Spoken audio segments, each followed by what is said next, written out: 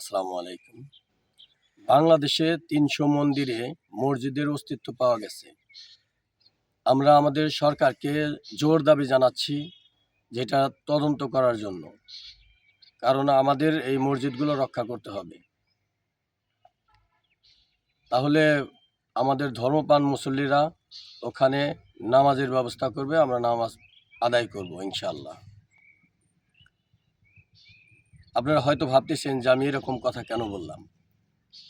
এই প্রসঙ্গটা আসলে হলো আজকাল লক্ষ্য করা যাইতেছে ইন্ডিয়ায় মসজিদগুলোকে ভেঙে নতুন করে মন্দির করার একটা পায়চারা চলছে।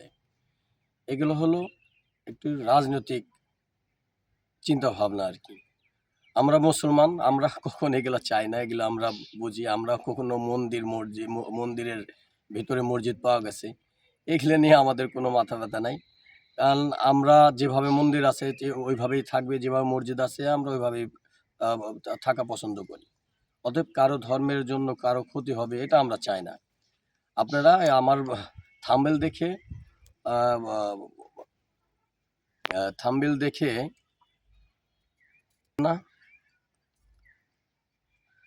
অতএব আপনারা এটা নিয়ে কোনো বাড়াবাড়ি করেন না। আমি এমনিতে এই বিষয়টা নিয়ে আপনাদের জানার জন্য, সচেতন হওয়ার জন্য আপনাদের এই ভিডিওটা করা হলো।